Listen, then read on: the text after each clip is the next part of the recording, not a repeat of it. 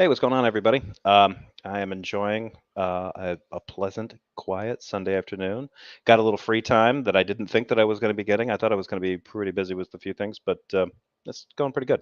I am expecting a delivery, so I might have to I hope it doesn't happen during this broadcast, but it might happen. If that's the case, I'll mute I'll and kind of run to the door. I'll fill in the dead air. Yeah, I'll give you a warning. Usually, what I get is a phone call because this goofy building that I'm in doesn't have an intercom system. So if somebody can't get in, they usually call me. So I might have to jet, and otherwise they won't deliver what I'm waiting for. So anyway, other than that, it's a cold, snowy, lazy day where I'm at. So I decided I would jump on here for a quick thing. This isn't really, I didn't shill this anywhere. This isn't anything big. Not covering Darth Dawkins today. I'm going to do a. I got this from Pine Creek. He did this, I think, last week, 2 weeks ago. Camille Gregor, who is somebody that's on Pine Creek's show quite often, and he with him, Camille's frequently over at Digital Gnosis's channel too, Nate's. Um, had sent him had basically recommended that Pine Creek take this particular political ideology. They were talking about it. Pine Creek took it on there. I thought it was kind of a fun idea, so I figured, hey, you know what? I'm going to take this live and then see how many subscribers I can lose when they find out what a commie I am. I'm not exactly sure what I'm going to rate on. I know it's going to be left wing. More than likely, these things aren't that tough to guess, but we'll see. Uh, Pine Creek, if no one is a fan, he's originally from Canada, was raised a Mennonite. He lives in Arizona, I think, the southwest of the United States. He comes across occasionally kind of right wing about certain things. But yeah, he took the test and the way he answered the questions, he got, I think they called it was just liberal, liberal Democrat. And his reaction was kind of funny on it. And I was like, no, that's more or less kind of what I thought. I mean, liberal in the sense that he's kind of a, laissez-faire, limited government kind of guy. Anyway, so the test I'm going to be doing, let me pull it up on screen. Anyone can take it. In the description below, I've got the link for it. It's 8 values. And so instead of like the political compass test that they usually had, I think that's probably the most popular one. I think I even had to take that one on a college course back in the day. This one's scoring on 8 different values. Obviously, that economic, diplomatic, civil, and societal, right? And so it's looking at economic, equality, markets, diplomatic, nation, globe, civil, liberty versus authority, societal, tradition versus progress. And then depending on how you answer, it's going to get you into those things and then sort of like try to categorize you as whatever, right? So we'll see what I am. And joining me is also my brother, Mr. J. He is here as well. He's currently muted. Yeah, yeah. You Sorry, with? I'm this better than bouillon broth. No, he's not being sponsored by it. This stuff is really good. Yeah, I know it's good. That if you're not a vegan, yeah, better than bouillon, folks, especially the organic. The chicken, great for chicken soup. It'll make the best chicken soup you've ever had. If you're vegan, the vegetable one is great. I like that one even better. It's great for everything. I throw that in a lot of chilies and stuff that I make. I think it's actually more versatile than the chicken one. Well, this stuff is because I've had like Raoul's makes a really good chicken noodle soup, and so I just made a basic like a chicken onion, and I used some tofu in this. Tofu picked up the flavor nicely, but this stuff makes better stock than some of the like organic chicken soups and stuff that you have that are canned on the market. Yeah, no, yeah, Either it jarred does. or in a can. This Yeah, this if you're stuff's if good. you're yeah, if you're one of those people, this is what I told my brother about. I tell anybody who's into cooking, and this is completely off topic, but if you were, I used to go I like Costco. I would go and get in Kirkland, the Kirkland chicken stock there. Although I've shifted away from using stuff like that in my cooking because I'm trying to use fewer animal products. But I used to use chicken stock for damn near everything, and I would go and get that stuff. Actually, a lot of the reason I got that is because there was a paella place that I knew that used that, and it really brought a lot of flavor to their rice dishes. I would get those, and it was this it was this big box of 32-ounce Tetra Pak containers of this pre-made stock. I don't have the kind of place where I can make my own chicken stock, even though I'd like to. It's not difficult to do. You just need space and time. Um, but I found out that, you know what, I can get just as much flavor without going with the chicken route, going with a veggie route. And that particular stuff, get one of those big glass jars. They sell them in a couple sizes, 8 or 16 ounce. Get one of those Yeah. things, tablespoon or so, depending on what you're throwing into it. It's got a lot of salt in it, so you got to mind that. But yeah, it's kind of a goo. It's a little bit like adding Marmite or Vegemite to chili or anything Yeah. else. It's like an umami bomb. It kind of kicks up the flavor. But I think in the case of the veggie one, I think it might actually be a little bit more versatile than Marmite. I've cooked with Marmite many times, and sometimes it works out great. Other times it's kind of Yeah, really all I can say is that that's the first time I'm using it. I used a little bit extra to kind of give it a little bit richer flavor. If you follow the instructions, it is more of a base. It's not too strong. It doesn't add a lot of flavor. It's just more for like a basic stock kind I of will. thing. Yeah, But I will say this. Billy would eat tempeh. I have tried. Tempeh seems like the kind of thing that I would like to eat. If you've got any recommendations on how to eat that without gagging, I would love to hear it. I tried I can like tempeh. I can yeah, I can eat that stuff like it's cheese. I tried cooking it in like a scramble, and I don't know if it was the kind that I bought or what I attempted to season it Well, with. It was weird. Anyway, let me give a shout out to a okay. few people. Scott Duke, you were first, so Spatchcock points to you. Whatever those are and how much you get, still have no idea. I haven't worked that out yet, but just let me know. I owe you. Lori Hayes, good to see you. Pinworm, Hemp Bracer, thank you guys for being. J.L. Warren, thank you for being here. J.L. Warren did a really good show. He did one on Christian nationalism. I have not gotten a chance to watch all of it, and I had to cut out early. I think I was around for the first 20 or 30 minutes. I'm going to rewatch that one again. And I think he gets into covering some of that Darth Dawkins Corsi shenanigans that Tom Rabbit captured. But yeah, I really want to catch it because Christian nationalism is sort of like the issue that's kind of most pressing on my mind. I'm actually looking for books to do more studies on that. Second best. That conversation between him and Corsi, Darth Dawkins and Corsi, that was hilarious. So throwing that out there. Yeah. God Second exists within his attributes. within his attributes. Maya, always good to see you. Thank you for showing up. Peter, yep, I shut Jay down good and proper and then brought him over here. So I didn't really. I silenced his channel, but I didn't silence No, him. see the platformed joke's him. on Jeff. I did that so that he'd be like, "Hey," so then I know he's serious about having me on his show. This way I can chill for some of his subscribers. Yeah, there we go. Yeah. No, All just right. kidding. I'm just kidding. I'm just here because it's like it's a nice relaxing Sunday, and so I'm kind of doing the same thing my brother is doing, just almost a country apart. Yeah. So here we go. The gazpacho police will get me every time. Yeah. I the funnier than the gazpacho police is how Marjorie Taylor Greene is trying to spin that now. It's just a misstep. Why don't you take a look at listen to Joe Biden? He flubs things all the time. It's like Joe Biden is over 80 years old and has a documented speech impediment. He's not over 80. He's like 78 now, isn't he? No, I think he's 80 now, isn't he? Oh, let me see. Check my math. It might be. He was 78 when he was running, wasn't he? He's 79. He's 79 now. He's So 79. he's gonna. My bad. Then he's not over 80. He's about to turn 80. He'll be 80. He'll be 80 this November. Okay. Well, all right. Yeah. But anyway. He old. Oh, you want to know who else is old? Trump. That bitch old too. I wonder if I mean, and Trump is senile enough that he's trying to flush like non-flushable memo paperwork down a toilet. So, but I'm sure that's all fake news. He didn't actually try to do it that way. He just took boxes of them down to Florida to burn. He didn't mean to flush any of it. All the ones marked top secret, he was just going to take them. He was flying them to Florida for no good. So all these ding dongs that put us through hell, we had to go to hell through hell and 2 or 3 times over the Benghazi thing because of emails on a private server, right? Which is an issue, right? Like the way that Hillary handled that and the way they were doing that. And it wasn't even just an issue for Hillary. Other secretaries of state had done the same thing. It was a consistent goof up and a security overlook, for a long time. Yep. And now, but this I'm sure is going to get blown off. The fact that this guy was walking out, he's flying away from DC with documents that are supposed to stay there, supposed to be secured, either in the White House or somewhere else. He's flying with him to Mar-a-Lago, his private residence. Like, no, bro, you're not supposed to do that. That's not secure.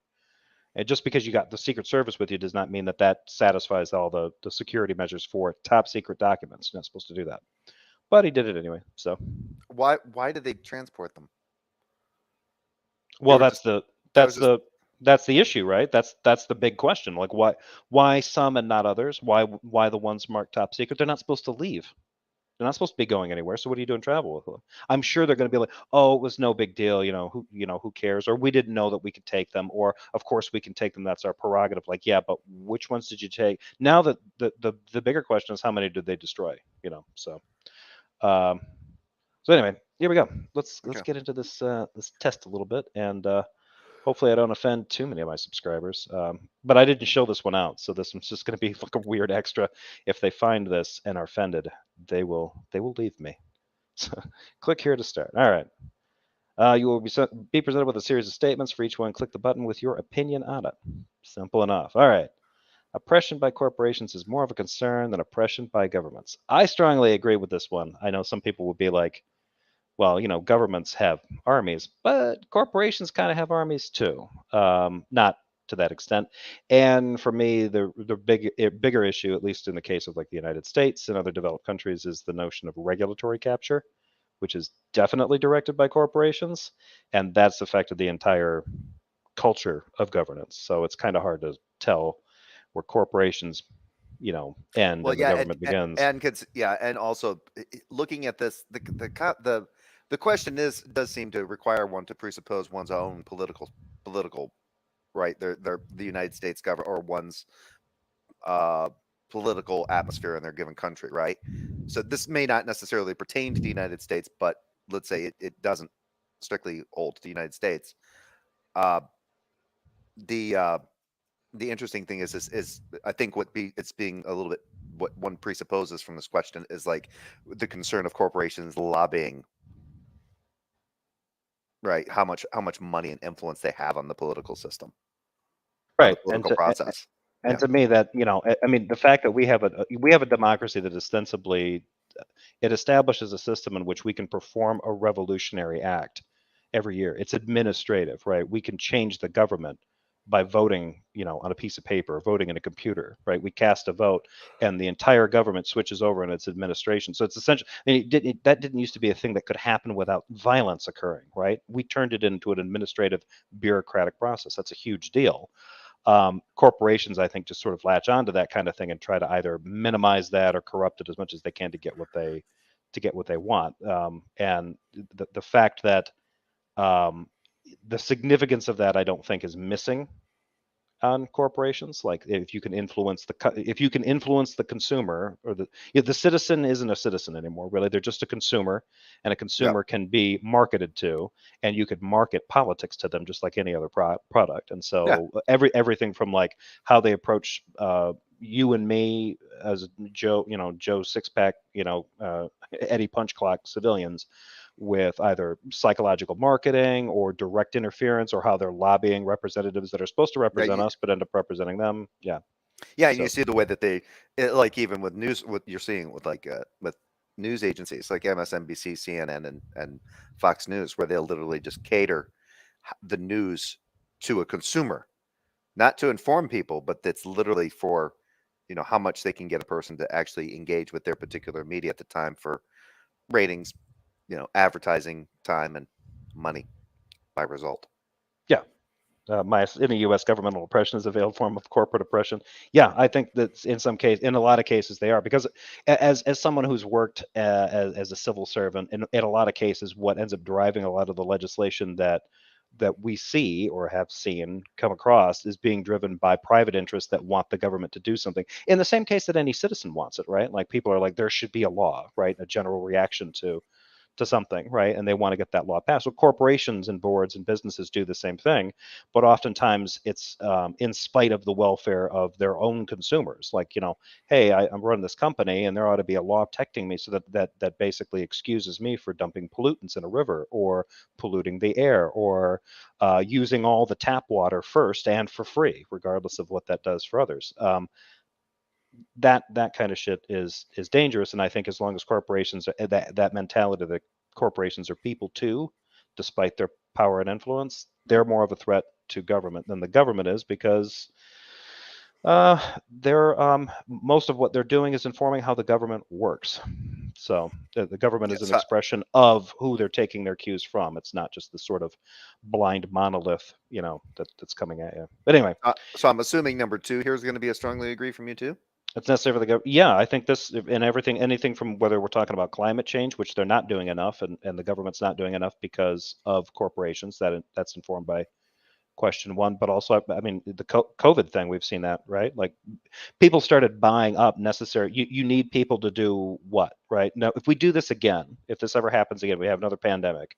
If we ever get out of this one and then another one hits, a lot of the recommendations are going to be, hey, make sure you have sanitizing equipment, make sure you can keep your place clean, make sure you have masks, all that kind of stuff. You're still going to see people attempt to go out and buy masks and then jack up the price and play, crisis profiteer on it. You need a government, you need a state actor to kind of act as an arbiter to keep people from doing that, to keep people from abusing You know, it. So yes, I just so we're realized wrong. that you did have another thing that was going to distract a lot of your audience, possibly a lot of your audience, from this particular stream that you're doing now.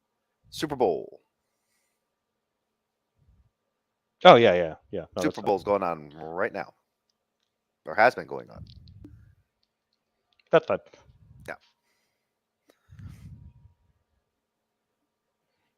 The freer the markets, the freer the people. And yeah, for anybody that is, if anybody's quibbling over the questions, I think the questions do have to be taken with a grain of salt. They're basically looking to see kind of where you lead on this. Just how you react on them. Yeah, They're looking. Yeah, go ahead. the freer the markets, the freer the people. That's usually kind of a classic libertarian kind of free market kind of thing. It resonates with a lot of kind of classic liberals too. I strongly disagree with that because I don't think that it's really.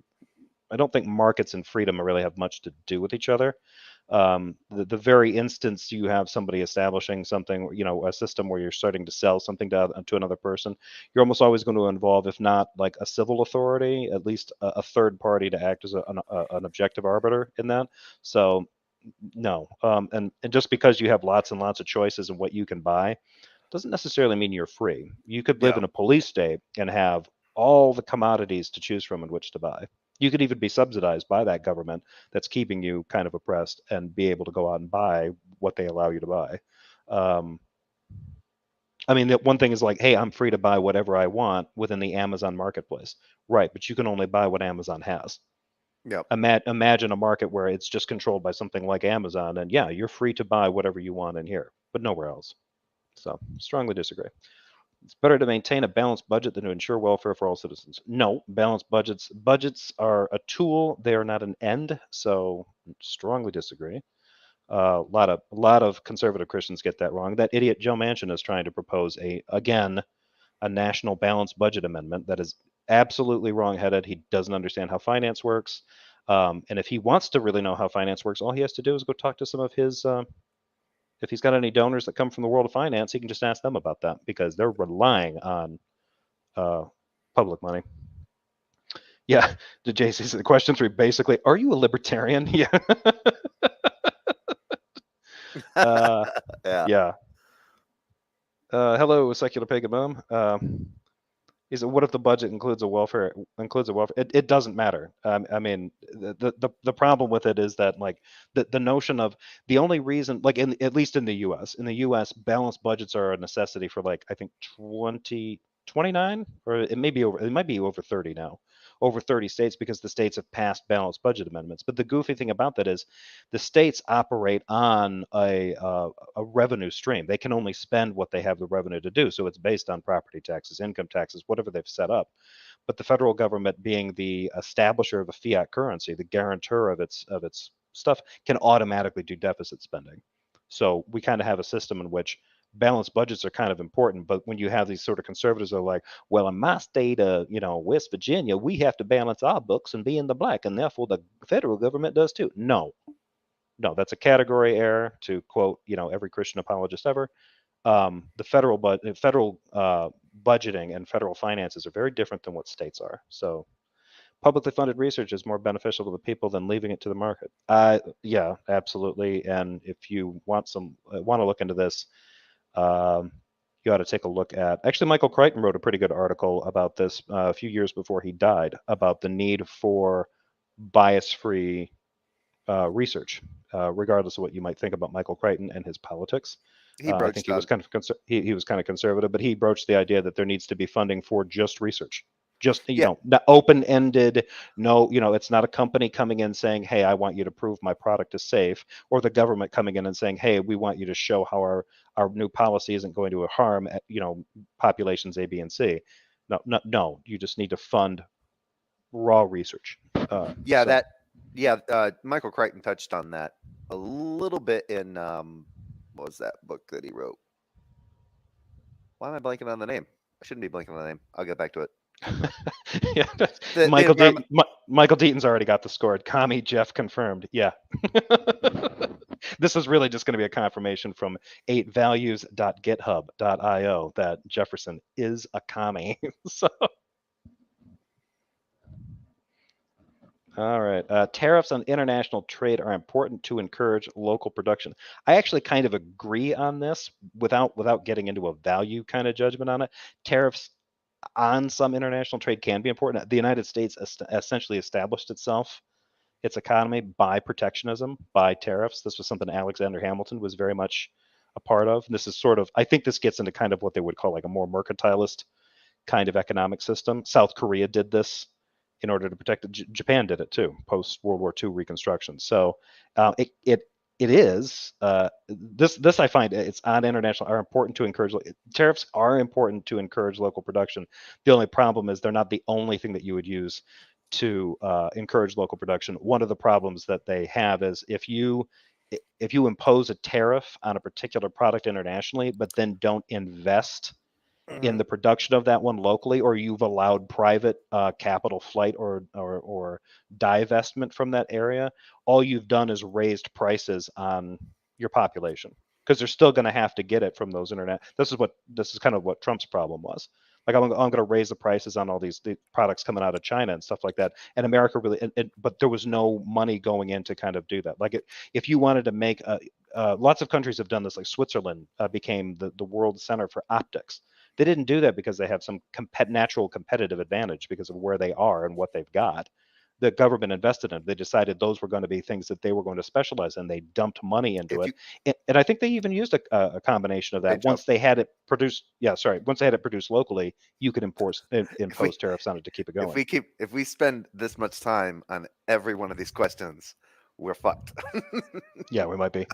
We're going to be here a very long time. So I would say agree, but I don't. I guess what I'm saying is I don't know exactly where this is edging me in what category. So I would say agree. It is important, but it's not the only.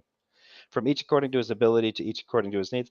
I kind of agree with that. But there's a lot wrong with that. But basically, they're throwing that one in there. Oh, if you recognize this and like it, you're a commie. If you recognize this and have a visceral hatred reaction to it, you're a red-blooded, freedom-loving American. So I'm going to say agree on that one. It would be best if social programs were abolished in favor of private charity. Nope, strongly disagree. There's good studies about what private charity cannot do, and it's stunning. Social programs do a lot more than a lot of private sector libertarian types want to acknowledge. So strongly disagree on that. Taxes should be increased on the rich to provide for the poor. I don't agree with this. I think taxes should be increased on the rich in general, but the government does not have to extract money from people as revenue in order to turn around and spend it on other people. It doesn't have to redistribute in that way. The government can actually issue funding to the poor people, making the funds of the wealthy less. Basically, you'd increase the purchasing power of the poor without extracting any money from the wealthy. The problem with doing is that you might run into issues of inflation. So it depends on why you're taxing them. So in the U.S. sense, I think taxes should be increased on the rich, but there's several different economic reasons for that. To provide for the poor, I'm going to basically say agree because in certain segments of the economy, like I said, at the state level, you'd want to. You would if you're going to maintain a difference between a federal budget and a state budget. Inheritance is a legitimate form of wealth. This one's kind of weird for me. I don't think it's a legitimate form of wealth in the sense, like if legitimate is being defined as like I earned it, like if the heirs are coming along and saying, oh yeah, I've got, that was my dad's money. You can't touch it, government. Somebody say inheritance is a legitimate form of wealth. I'm going to say disagree. Basic utilities like roads and electricity should be publicly owned. Strongly disagreed. Government intervention is a threat to the You put economy. strongly agree. You said strongly disagree, but you click strongly agree. Oh, you're right. Strongly disagree. No, they should not be. But no, was it publicly? Basic utilities like roads and electric should be publicly owned. Yeah, publicly owned. Strongly agree. Oh, okay. Yeah. Not privately owned. Government intervention is a threat to the economy. No. In fact, right now, there's a good lecture that people can find between Slavoj Žižek and Yanis Varoufakis, where Varoufakis is sort of laying out that pretty much since 2008, most economies are relying on kind of they're kind of zombie banks and stuff, relying on state funding. So I disagree with it, and it's not actual. Those with a greater ability to pay should receive better health care. No. And we can see that now. If you have that kind of system, first of all, you end up violating a lot of medical ethics issues when you ask people that. Yep. When you do things like that, you get into trouble. And what do you do in the case of like a national public emergency or international emergency, like a pandemic? Yeah. I can pay for the better vaccines. You're poor, so you get the generic CVS brand, or whatever. Yeah. You $20 for Johnson and Johnson, but Moderna costs Our- $500. Like Our nephew kind of seemed to think that guns, like the reason that guns didn't need to be regulated was because if you have more, because freedom of, that basically that Second Amendment thing kind of allowed you to own as many guns as you want. You can buy whatever you want. And he even took it as far as like, if you want a rocket launcher, you should be able to buy a rocket launcher. And then he argued it. He goes, if you want an Apache helicopter, you can buy an Apache helicopter. And I was like, yeah, and that's the problem, because by doing that, what happens is that the people with money get the better shit, and the people without a lot of money are left at they're left at the mercy of these people that have basically become small warlords. Well, but the problem with the Second Amendment is if you conflate the owning of arms to self-defense, then your right to self-defense is predicated on your ability to purchase those defenses. Yeah. And that's where that weakness really, I mean, that's only one of the many weaknesses to what that conflation has done. But yeah. Mark Von Wisco just blasted through the quiz. Some of the questions have some weird framing. Yes, they definitely do.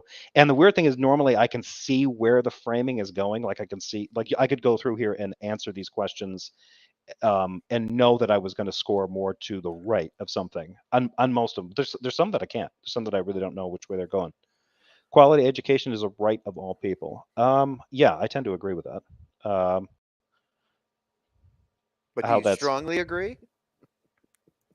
In terms of I think in terms of like providing it, the real issue with providing an education is whether or not it's mandatory and to what extent. But I think that the idea of providing a quality education, I think to me it goes in line with like kind of like the idea of research. If you want a knowledgeable population, at least provide them like whether or not they're being asked to go to school or being forced to go to school is one thing, but having a publicly funded, like say publicly funded libraries or publicly funded academies, is a huge boost for a nation, not just economically, but also socially. By the way, Nicola just shut down your entire point for this. Why do this survey? We know y'all are liberals because you disagree with Jill. That's right. But to what degree am I a liberal that disagrees with Jill? The interesting thing is, well, the only thing that we really disagree on, from what I can tell, is his view on racism. I disagree with that one. Well, there's lots of things, but I'd say fundamentally, it's just basically he has a belief in God, in a particular God. I believe gods do not exist. And then what else? I'm pro-choice, and I'm okay with homosexuals having and transgenders having their marriages being recognized as legal under the law. If it wasn't probably for those three major things right there, Jill and I would probably be just best of friends. Exactly. Maya has he read the Second Amendment? I don't know who she's asking about. But if you're asking me if I've read the Second Amendment, yes, I've read the Second Amendment. But and I've done some studying on it, some additional reading. I got a little bit of a different take on the Second Amendment. But yeah, that's a different thing. What's that book that I have? The book, a history. History of the Second Amendment, or the Second Amendment, a history from that guy. Yeah. I haven't finished reading it, but that was one of those. It gets a little dry, but the history behind it It's eye-opening, yeah, because Yeah. it gives you a constitutional scholar's look at like the whole history of it, how it's developed, what the precedent has been.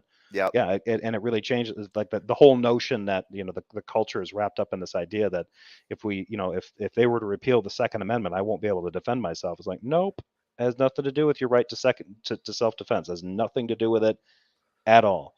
If they got rid of the second, if they Not originally, but didn't it get amended over the years? Didn't Supreme Court kind of amend that? Well, no, and now that they have, I mean, the 2010 case, I can't remember the name of it. It's I'm blanking on it, but they equated that they basically enfranchised individuals, right? It Yeah. used to be for 70 years or so, the Supreme Court sided with the idea that was about the establishment of state militias, and it wasn't until that 2010 case that it basically got enfranchised for individuals. And Scalia was a big one on that.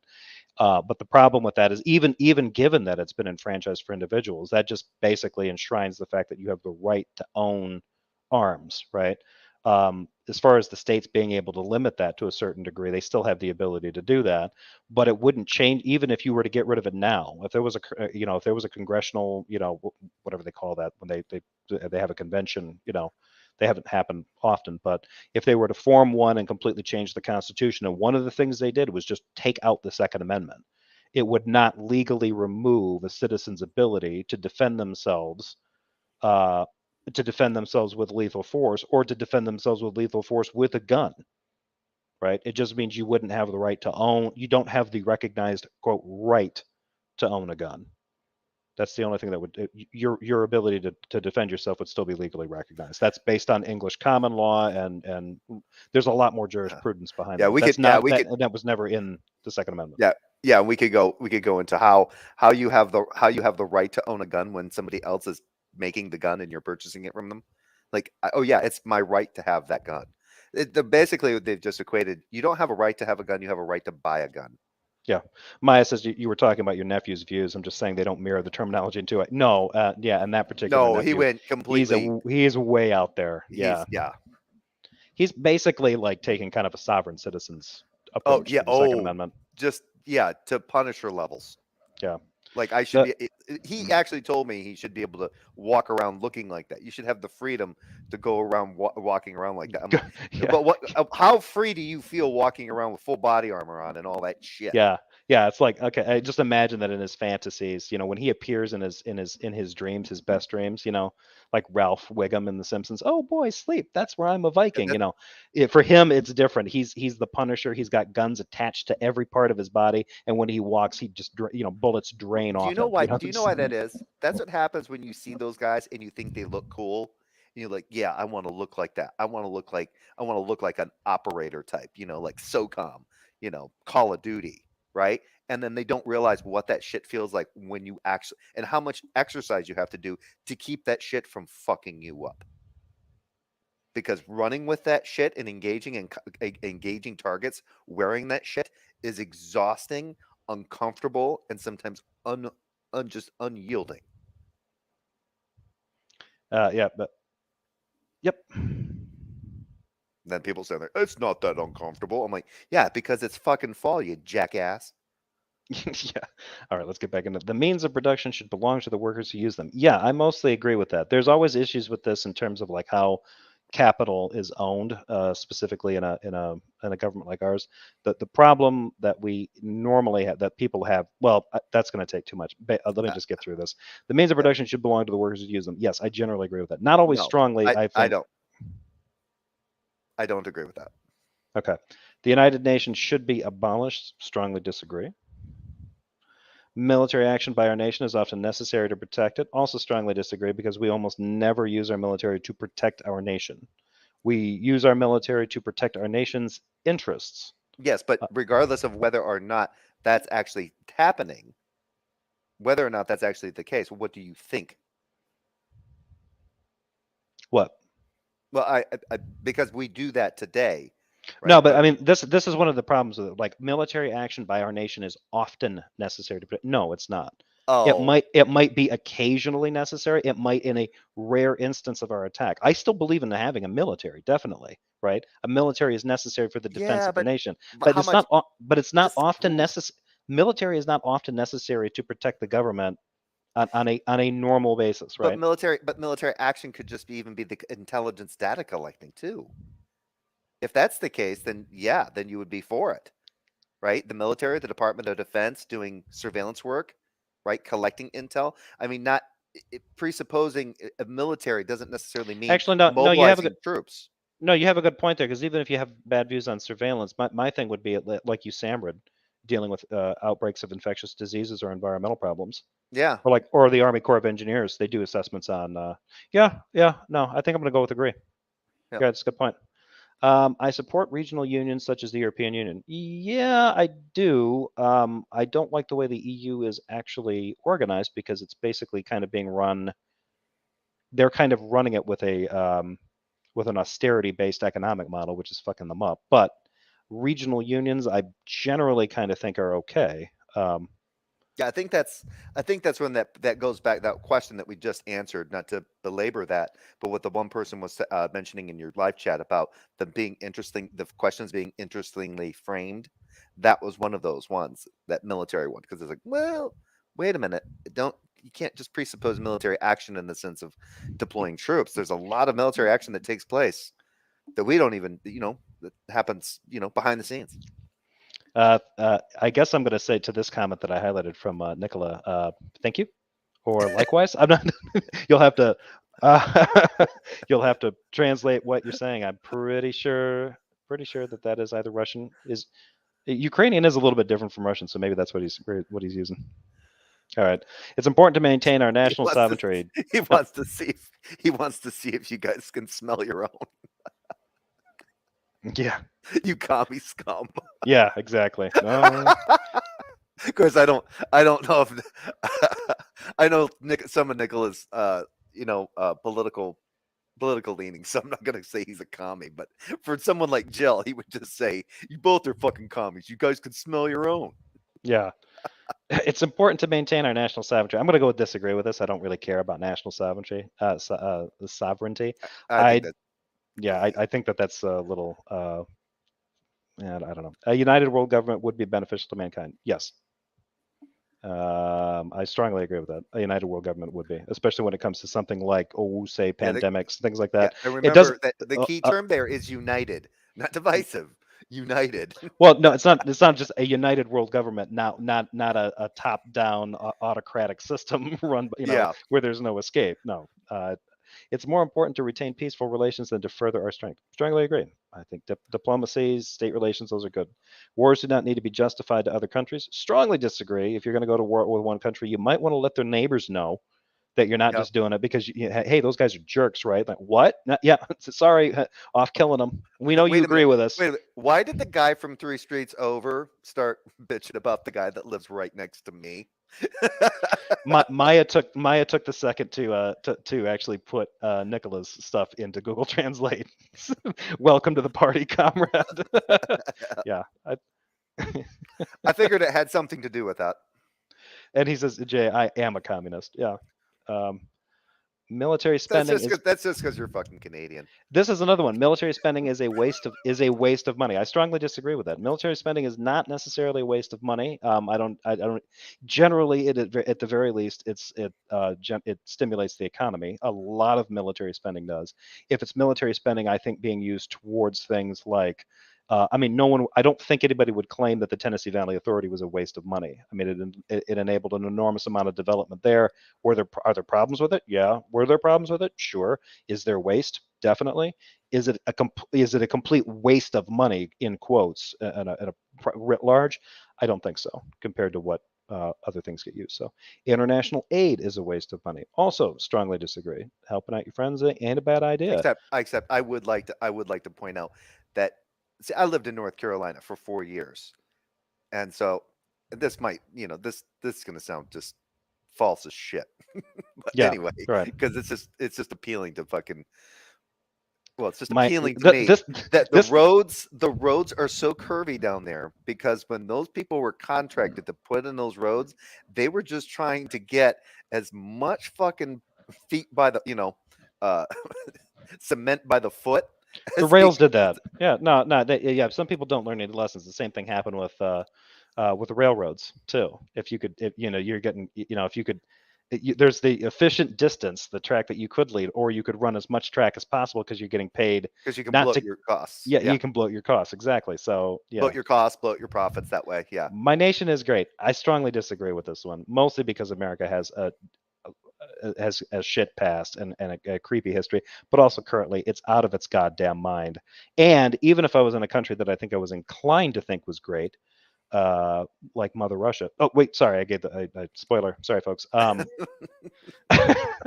probably, Like Mother I would still Russia. probably, I would either be neutral or disagree on this, no matter what country I was in. Not a nationalist. Research, There is a research. there is a satellite hovering right Yeah, here. it's got my little place in its crosshairs. Like Mhm. research should be conducted on an international scale. Strongly agree.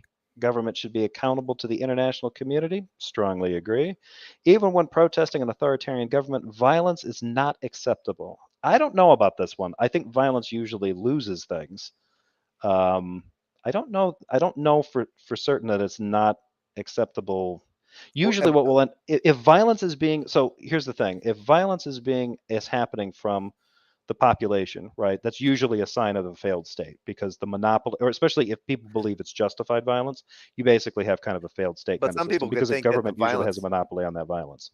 yeah, but I mean, violence is just basically if it's just pushback with an authoritarian government, they're already in a way kind of using violence by pushing people into things, right? The idea of authoritarian is kind of leading more towards tyrannical, right? Yeah, maybe. I'm gonna go with neutral on this one because this one really depends. Because I think I know what they're saying here. Like, I Okay. think if you're in on the side of like disagree or strongly disagree, it's kind of you're kind of going into the slippery, like the you know the duty of a patriot is to overthrow a corrupt government kind of thing. But then there's the sort of kind of like, well, peaceful protest and all that kind of stuff is actually better because you don't. Because of the unintended consequences that violence leads to can usually end up killing your cause more than helping it. Yeah. So But here, but are they assuming like a group of protesters or just one person protesting? Because I mean, it doesn't matter, right? It's looking for your impression. So I'm just going to go with neutral because I think it can kind of that's one of those weird ones where it's not really that weird one. I think they're just kind of looking for a reaction. Like, are you more of a peaceful lefty protester, or are you one of those kind of people where the government's taxing me too much? It's time to burn down the Capitol building. That kind of shit. I'm not gonna. I don't think that's a good question. My religious values should be spread as much as possible. Strongly I might disagree. be more on the side of being conservative too, since it's the First Amendment that basically, for the First Amendment guarantees the right, you have a right to peaceful protest. Yeah, but again, this isn't necessarily about that. Okay, I So just thought yeah, of that, so I figured I'd just throw it out there. But yeah, it's not it, it's Our not a big deal. nation's our nation's values should be spread as much as possible. Strongly disagree, mostly because the way they end up getting spread don't really reflect the nation's values. So, Yeah, but also because it's a yeah. terrible idea. I mean, Which side? Which values from which side? well, yeah, all you have to do is look up Milton Friedman and the Chicago Boys and Chile, and their involvement with Pinochet. Any of the United States, any of our involvement in Central and South America in the 20th century is a legacy of horrific failure, and most of it has been done under the guy. Basically, we prop up right wing dictators because we think they're going to turn everything down there into a laissez-faire libertarian market state that we can then exploit. And then we end up siding with usually dictators and stuff that are right wing that overthrow popular left wing types, slaughter a bunch of people in order to so that we can start getting in the business of extracting their wealth. Yeah. It's shit. It's very important to maintain law and order. I actually do agree with that. I think if you have a society, especially if you're going to base a society on law and order or on laws, right, the rule of law, it's important to kind of maintain that. I'm not one of these types that thinks that maintaining law and order is like you need to crush the populations that are Yeah, crack that whip. crack the whip kind of thing. But I do think law and order is generally a good idea. The general populace makes poor decisions. Absolutely, strongly agree. Yes, they do. And I probably would have been inclined to be more neutral on this, or maybe even disagree, because even as I shifted left later in life, I tended to be a little bit more libertarian in my thinking that I think people would make good choices. And then COVID happened, and no, The general population does not, even if the general population makes good choices as an aggregate, like, okay, they're generally going to go and get vaccinated, or they're, they don't like, they didn't make great decisions. Most of them couldn't understand that you needed to stay home. Most of them didn't understand that, like, oh, if I'm only a little bit sick, so it's okay if I take somebody to work with me. Like, no, don't stay home from work, and don't take anybody with you in your car. Yeah, no, strongly agree. The general populace makes poor decisions.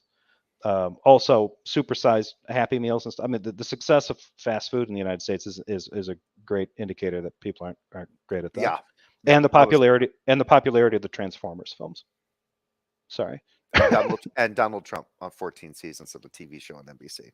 And a presidency, yeah, and Yeah. a near second term after being impeached twice. People do not make good decisions. Physician assisted suicide should be legal. Strongly agree.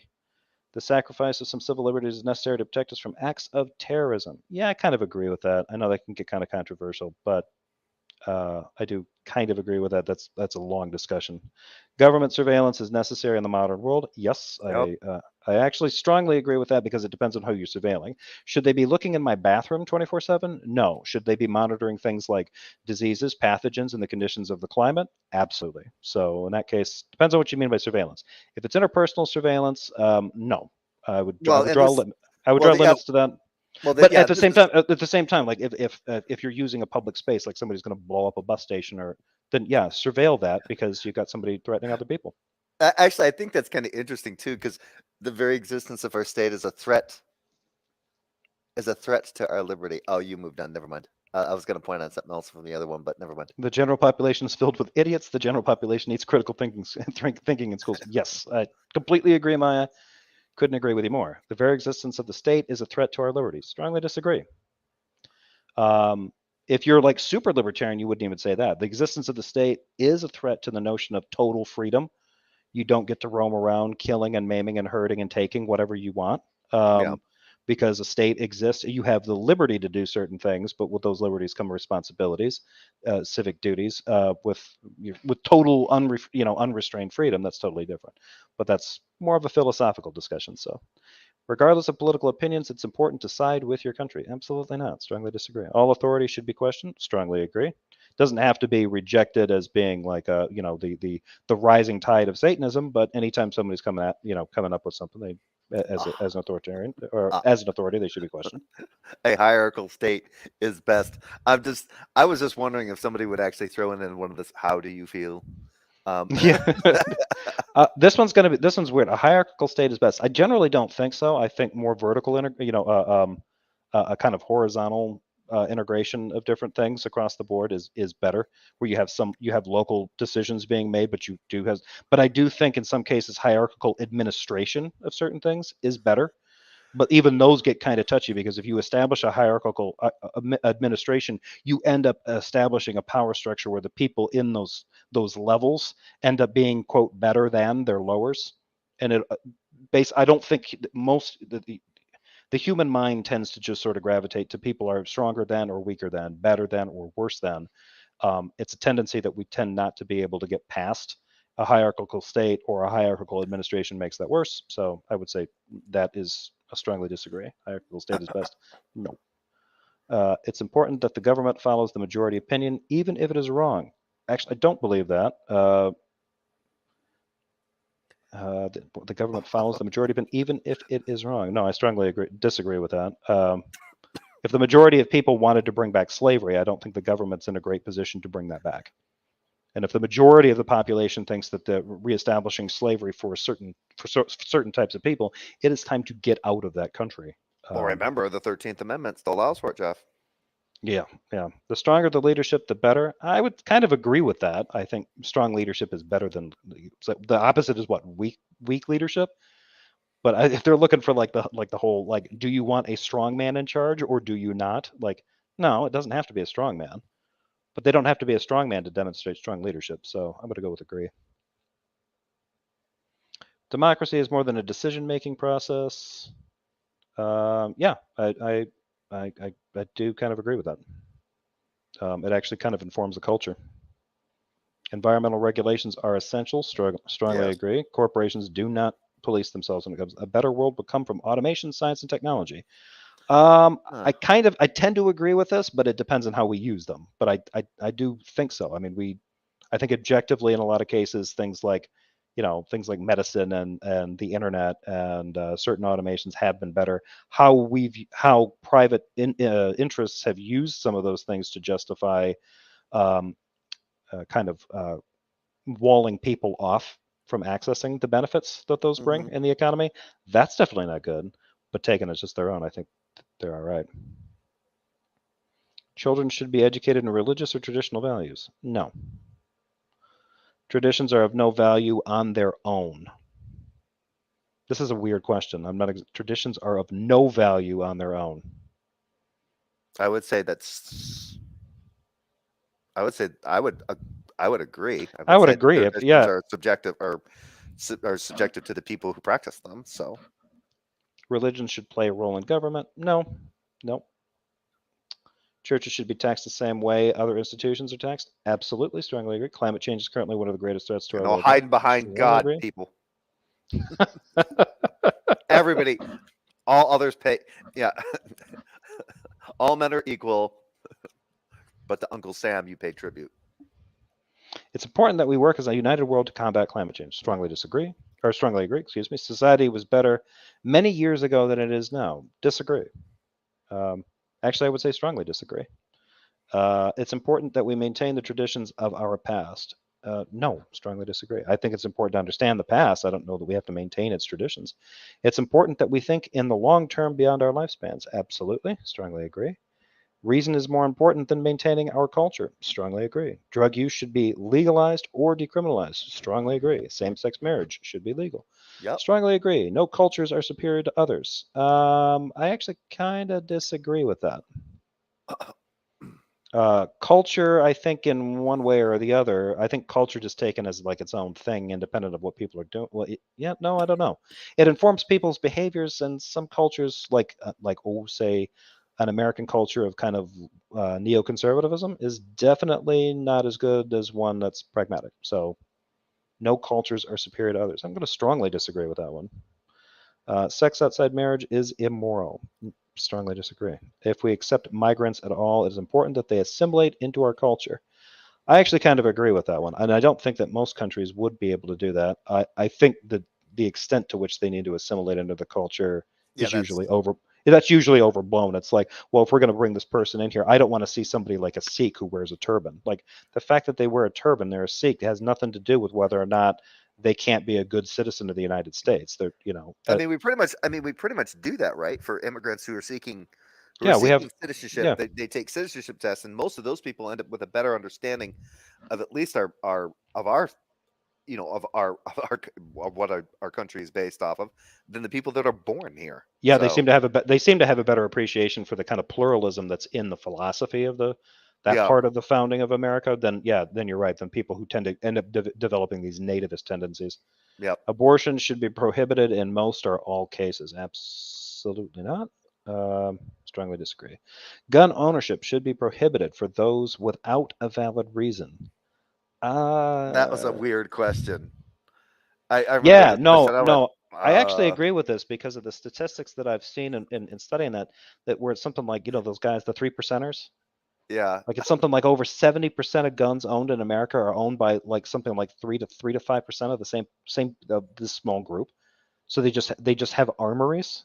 yeah. They just I don't think that that's a cool idea because you basically end up getting these weird. I don't think that it's necessarily. I mean, Well, it's yeah, kind no, of I'm gonna it kind say of goes what kind of goes to like what Jim Jeffries said on this comedy skit. The only good argument you have for owning guns is fuck you. I like guns. yeah. Maya says That's and I don't like the if you yeah. stuck with that, you'd be great. Go ahead. I'm sorry. I don't like the I don't like the use of should here. Yeah, I don't either. It should be prohibited for those without a valid reason. I, I'm going to go with agree. I think that based on what I think, I think that there's a valid reason can include things like I'm a sports shooter. I enjoy shooting targets. I enjoy shooting at the range, right? I think one of the invalid reasons is I need this gun to defend my home in the event of an attacker breaking in. Like that's less of a valid reason than a lot of people think, right? You have the like you absolutely have the right to defend yourself, but the idea that the only reason I'm buying this gun is so that I have it next to my bed so I can blow someone away in the event they creep into my house at night to steal my TV. Like the odds are, if they're there to do anything worse than take something that you own, they have the advantage. Like, Yeah. you need to contact the police. You'd be better off, like, you're probably going to need help, or you're going to want to get the hell out of there. Not the kind of stand your ground fantasy. I don't think is that great a Remember, good thing. I'm well, going to say agree. remember the one from that goes back to Jim Jeffries because he said he had a break in. Him and his girlfriend were assaulted in his Yeah, apartment. right. And he goes, and they said, "What?" And he goes, and these guys would be like, "Well," he's like, "Well, where was your gun at?" "Well, I was naked at the time. I didn't have my holster on." Yeah. Well, like who are these guys that are just walking around always ready to fucking draw? Yeah, I support single payer universal health care. I support universal health care. It doesn't have to be single payer, but I think there should be universal health care. Prostitution should be illegal. Strongly disagree. Sex work is real work. I don't entirely the notion of sex in a kind of capitalist kind of setting, like sex work, is a little weird to me, and is actually kind of a product of people falling on hard times and stuff.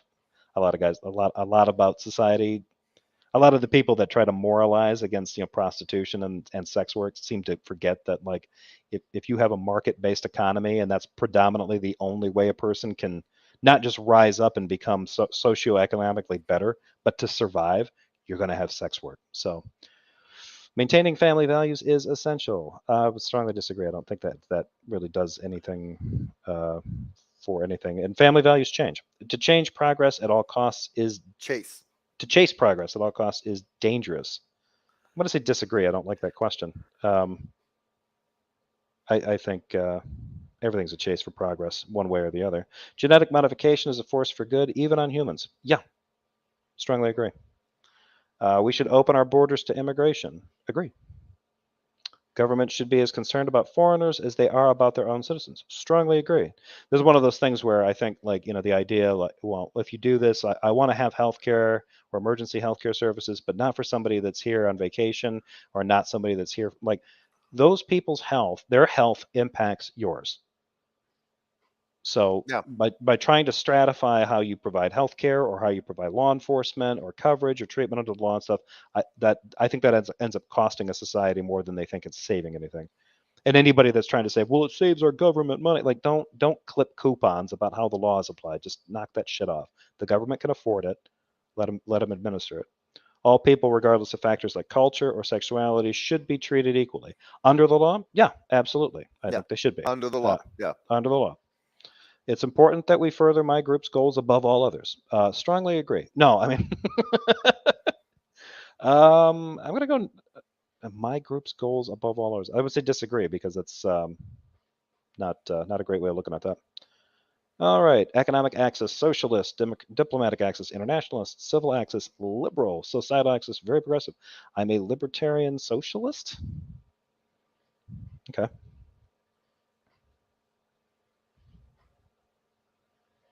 You wanted communist? I mean, I prefer it. I I mean, mean, where's I'm communist? I, Did they I'm have a is communist even an option on that I thing? I th- I think it might be more here. I think if you have more authority on this civil access, I think you get communism. Maybe. Oh, But yeah, no, that's up. Libertarian socialist. Okay. Well, that's probably how I answer some of those questions about, like, oh, do all cultures matter, or something like that. If I'm like, no, they don't all matter, and yes, you will do what the state says, that kind of stuff. Because I think in this case they probably are scoring. Communism is probably a title that they're scoring to people who tend to be a little bit more authoritarian, left wing. Which, in terms of how the state's administered, I kind of tend to be that way. But in terms of, like, political philosophy, less so. yeah. Uh, Alex. Well, who didn't see that coming? Yeah, yeah. Oh, yeah. I was kind of hoping for communists, but now I feel like I owe Nicola an apology, because he broke out the "Welcome to the Party, comrade," and I don't know if I fit with the comrade. Chasing Jefferson Vosh. Yeah, kind of. Although there's probably a couple political things Wash and I wouldn't see eye to eye on. Our percentages are pretty close. Jefferson Spatchcock. Yeah, I think anybody that kind of has the same kind of outlook on a lot of those is probably going to get into this one. I am kind of curious what it takes to get the communist tag though. Oh well, I'll just have to stick with this. Say no to everything. Say you strongly disagree with everything. It's just I am afraid to take this test for fear of government tyranny. Yeah, it's like Jeff, you just don't fit the American generic idea of communism. Yeah, that's the problem. And I don't know, like, I guess I don't know, like, who, because Camille Gregor was the one that found this and he was the one that shared it with Doug, and I'm not sure who, like, Yeah, because when you took when you took the 4-point, the compass one, I think you just came up liberal, right? Libertarian. Yeah, here it is. Those with higher authority scores believe in strong state power. They tend to support state intervention in personal lives, government surveillance, and at high values, censorship or autocracy. I think they do. I think if you lean more towards that civil authoritarian thing on that axis, that's where they. If I had scored higher on that one, I think they may have nudged me into some kind of communism camp. Mm. Peter, Jefferson Spatchcock and Jay are commies. Jill said so I can confirm. Yeah, Jay, when you took this, right? Did you blow through it? What did you get? Oh, I don't remember. I think I might have got what you got or something just slightly different. What were the does it give a list of what all you can get? No, I don't actually think it does.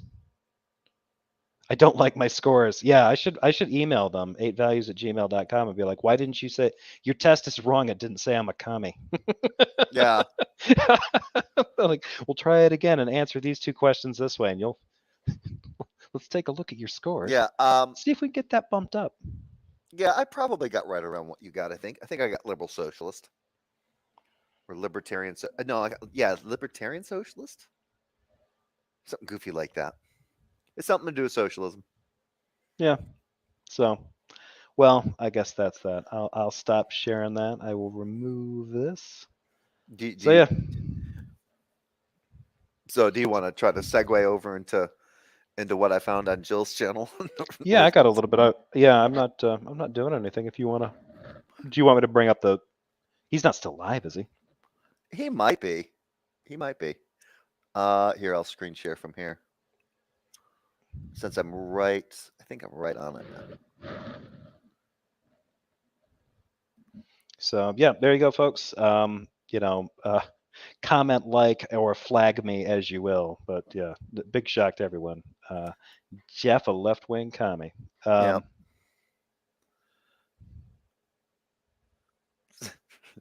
This coming from the Dutchman is hilarious to me.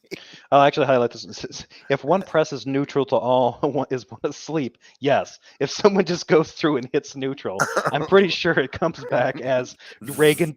I bet it comes back as Reagan Democrat. Like, you're a moron.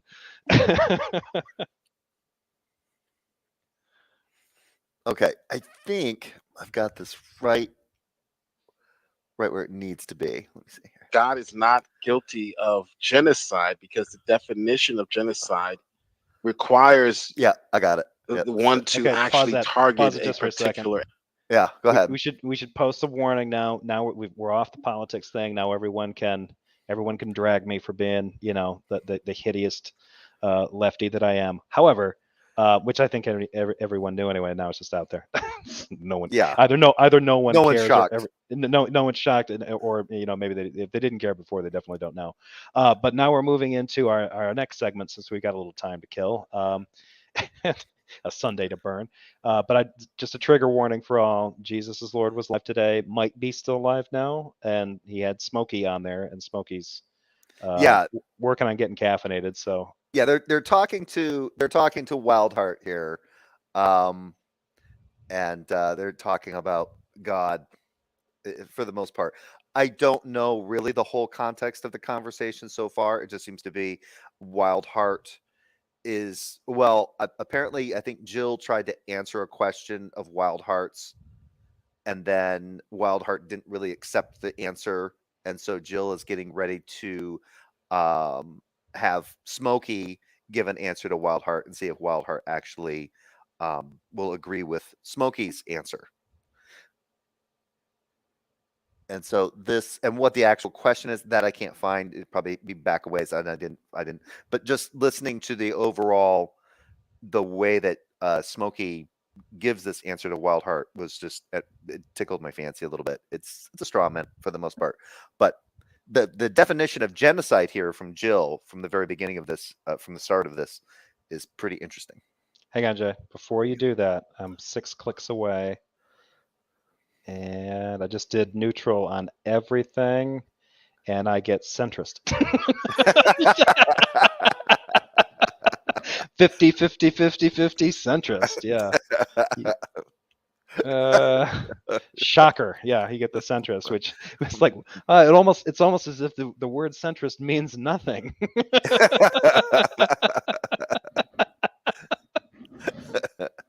Anyway, are you ready? Yeah, go for it. Okay. Ethnic group, which God is not doing in the Old Correct. Testament. He's targeting Okay. Naturalism. yeah. Okay. Jill seems to think that genocide only requires an ethnic group. So it doesn't matter that, like, it wouldn't matter that you're killing just a nation's population? Apparently he thinks ethnic is race. I think it's like killing like Jews, necessarily Semites. Genocide would be killing lots of black people. Genocide would be killing lots of, right? It would be killing, and Jill would say lots of Asian people. But the thing is that you have Chinese, you have Korean, you have Japanese, you have people from Vietnam, you have Vietnam and all that kind of stuff. So it's like, which Asians are you referring to? Because some may find offense to that. But anyway, right? So like if the Japanese killing off a bunch of Chinese people wouldn't be genocide, Jill? Yeah. He's gonna. This is gonna get so sloppy. Yeah, he has a problem. Him and Praise have a problem with that word ethnic. Ethnic doesn't always mean it comports with a person's race. It comports to someone's culture. I actually think there were some ding dongs when I was studying in Japan. There was a guy over there in politics who was starting to gain a little bit of ground. When I was over there, it was in the early aughts. And so this guy was kind of a nationalist, which was kind of rare for, I mean, I don't think Japanese nationalism was that rare, but I think for him to be as outspoken as he was, and he was an apologist for like the rape of Nanjing, the behavior that Japanese soldiers demonstrated against Chinese population in Nanjing. So, and he's just like, and I think he's not one of the only ones. I don't think he originated this apologetic for their military. It was sort of like, well, it can't be genocide. It wasn't a genocidal slaughtering of that population, or it wasn't ethnically driven, because it was Asians slaughtering Asians and raping Asians. Yeah. It's better that they did it than a bunch of white people show up and do it. Did it. Yeah. And I was like, okay, so it doesn't matter that, like, you've got a culture of Japanese soldiers going into a culture of, China to a Chinese civilian population and wiping them out, right? It's like, it was so confused and disgusting to hear it. Yeah, and he was actually at the time he was gaining ground over there. Like there were people in Japan like, well, actually, if you think about it, that makes sense. Like, no, it doesn't, you idiots. Like, and the term genocide here, if you can look up, you can Google the definition of genocide. It includes it includes both. It does. It's not that it can't involve ethnic groups. It's just that it's not. Jill is basically making the claim that genocide is solely committed to ethnic groups, right? If you had genocide only counts to doing X to certain ethnic groups. But go ahead. Sorry. And if you had a like, let's say, revisionist, kind of like a different history in the United States where, rather than people who were fixated on white-black divisions, it was just like, let's say it's something that really significant, like the differences between the Irish and the Italians in New York. a few hundred years ago. And say you get an Irish, you get an Irish power established there, essentially everybody in authority, and they decide what we're going to do is a violent cleansing of anyone who's Italian.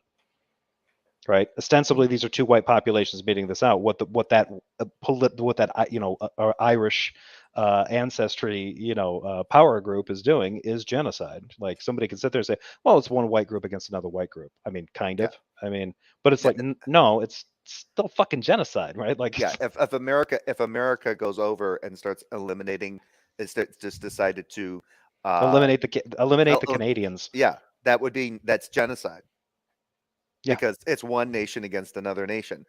Genocide includes killing off entire nations.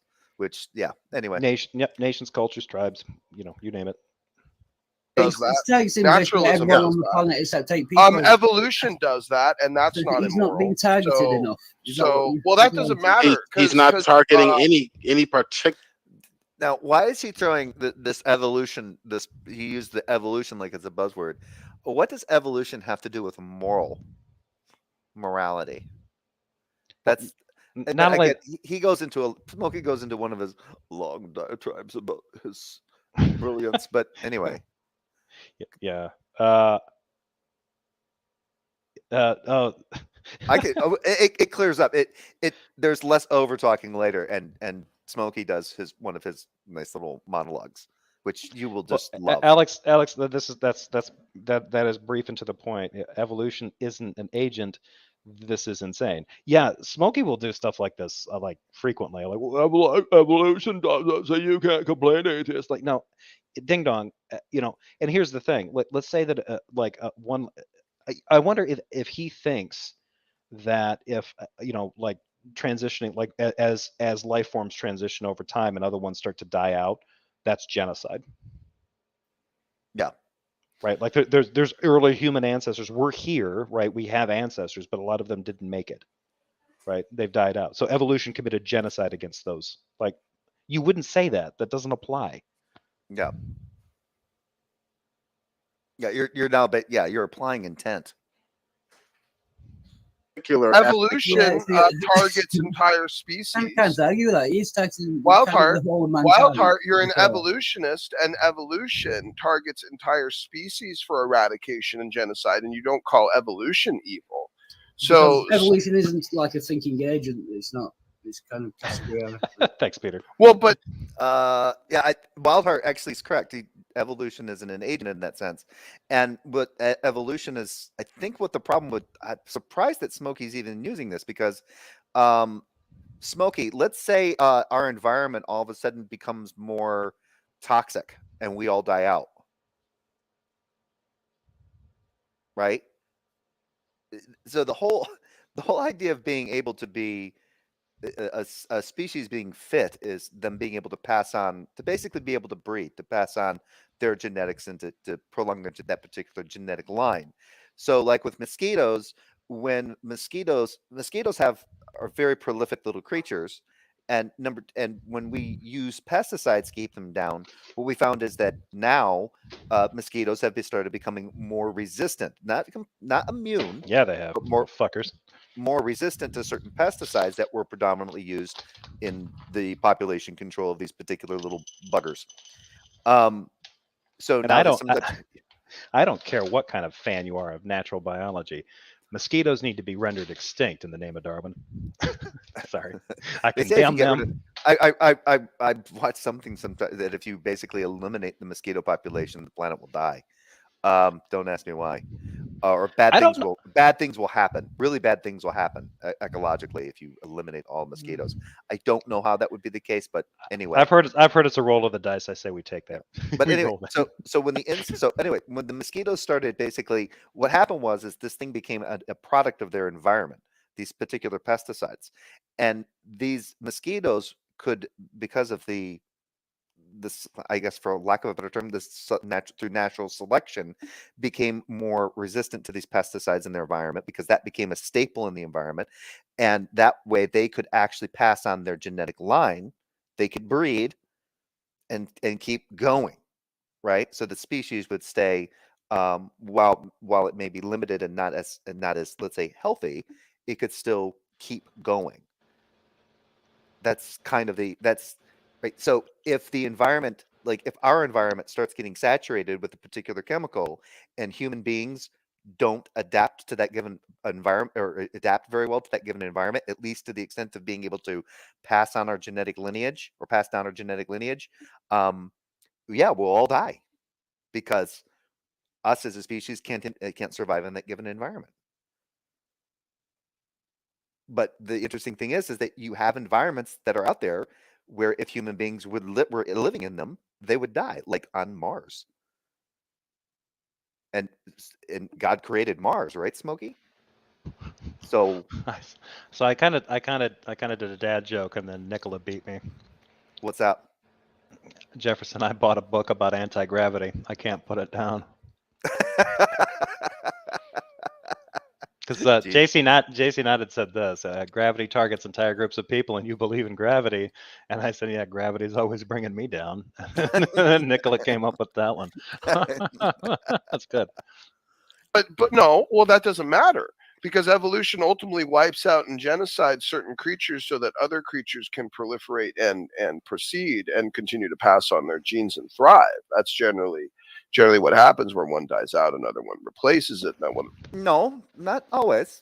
You don't always have another species that comes in and replaces it. I like his choice to use the word genocides. Evolution genocides things. Like, shut the fuck up. What? God, yeah. It sounds so stupid to say. And all it is basically a species adapting to its given environment. So basically, he's saying it's not evolution in this particular case. Fundamentally, Smokey, you're not talking about evolution doing this. You're talking about an environment doing this. The environment is making that happen, not evolution. Evolution is the thing that allows those particular species to survive in the changing environment. That is, if they actually adapt to it. If they don't, then the species dies out. It's not successful, so its lineage doesn't get passed down. It dies out. I don't think my audience needs this explanation. I think most of the people in my audience understand evolution better than you and me combined. Probably, yeah. So, yeah. Good point. Yeah. Yeah, there's no choice on evolution to make. Right, but I'm saying like in many instances, the wiping out of a certain species will allow another species to thrive and proliferate, and then that is part of what ends up evolving. That means that is the predominant genetic thread that ends up evolving to more complex life. It's like you wouldn't call a volcano. Hold on, let me finish. Because I'm drawing a major point how you need to not actually care about genocide. So just pay attention. Try to pay attention. So nature does this regularly, wipes out. Now you ultimately say that the best higher moral paradigm is for the human species to experience well-being and continue to exist. You want us to continue to pass on our genes, continue to thrive, continue to create art and culture. Yes, but well-being is a goal. If you're talking about well-being would be a goal to achieve. It's not necessarily guaranteed. Right. That's weird. And he's still talking about evolution like it's an agent. Like this, like he didn't fail. He failed the moment he opened his mouth with this bullshit. He's still going with it. Yeah. Can't justify any value to this objectively, but let's ignore that for a moment. You want this to be the case. You want the human species to progress and evolve. Therefore, if something ends up happening where natural man ends up coming with the idea to genocide off a weaker group so that the rest of man can progress and do better, then he's basically just following the format of naturalistic evolution. And since all of us are ultimately subject to programming of naturalism, then really by doing so, we are simply following along with the evolutionary process by wiping out what we perceive as negative stock in the genetic pool. Oh my God. I think we're actually hearing. I think this is his honest opinion about this. Oh my! Oh, they actually highlighted one of my opinions on there, or one of my. Yeah. The interesting thing is it doesn't pertain to what they're talking about now. Yeah, they're not talking about something completely different. So basically, Smokey's talking, and now Jill is reading his comment section. Yeah. His live chat. Cool.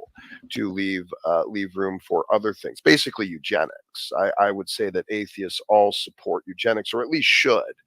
considering the fact you appeal to naturalism. You think that the best benefit, well, first of all, you appeal to naturalism.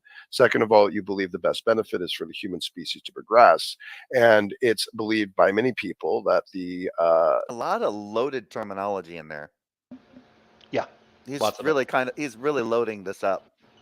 he does though. human species Yeah. He's always larding up his statements. Yeah. progresses by weeding out I apologize. genetic Can I possibly genetic interrupt, please? genetic malformities or problems. So that would help the it move forward. So why would you have an issue with genocide when the only reason you exist here is because I think you're evolution? overthinking it. Because genocide doesn't require. If you can progress. Wait a minute, Smoke. I wonder if Smokey believes that. No, wait. I don't think he does because he has a problem with. Hang on, I gotta highlight. Alex had said we're all meat robots, so you shouldn't care. Ignoring that shoulds are normative, of course.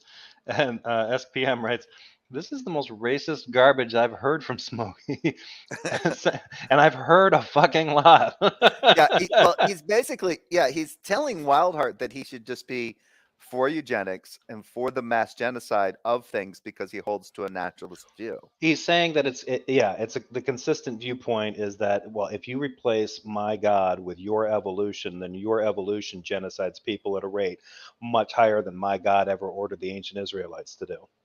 Yeah. That's his argument. And it's like, okay, but evolution is not my God, and it's not a direct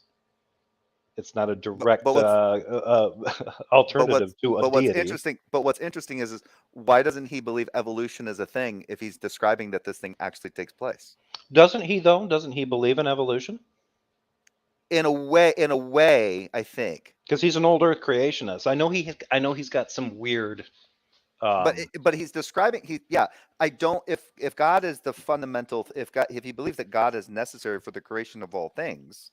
And evolution is this process that does these things in the natural, and God created the natural, then that genocide is also, and he's now equating what this evolution is doing as genocide, then his God did it. Yeah, right. Does he not realize that's if you hold this to be true. If you hold evolution to this standard, if you're saying, yes, evolution does operate in this particular way, and you're saying, yes, this is true to states of affairs, well, now take that and incorporate it onto your belief that a God is necessary for all the natural to exist, for everything to exist. Yeah, and I guess I'm a little, I'm not exactly certain then what he's trying to do here. I mean, because I don't know. I know that he's trying to pigeonhole Wildheart with this kind of stuff, but as an older creationist, I don't know what his issue is with evolution. Yeah, and why he's trying to turn it into an agent. That can't, that chooses to do things, and when it does, maybe we're supposed to reach the conclusion that when evolution renders a species extinct, it should have done that, quote unquote. Yeah, it's parsing out a verdict. This is absolutely bonkers coming from him. This and it goes nowhere. This has nothing to do. You're right. This is a one hell of a straw man. Yeah. And no, we're not going over the rest of it. I just saw this before Jeff had gone live. I was originally going to cover this. I started a live stream, and then my brother's like, "Hey, I'm doing one." I'm like, "God damn it, yeah, okay." So this isn't the low hanging fruit. I apologize for doing that. I didn't mean to well, no, I did. I mean, I meant to browbeat you off that broadcast. Oh, I know. That's fine. We'd been off the phone for 5 minutes, and I'm like trying to get you on the phone, and you don't answer, and the next thing I see is you're going live. You motherfucker. You way too much credit for thinking about all that. That wasn't even part. Basically, Joe made a shit argument that made no sense. No, you like genocide. I was just making the argument that you're fine with genocide by your world. You're okay with genocide. You have no moral issue with it. Genocide is part of what helps species progress.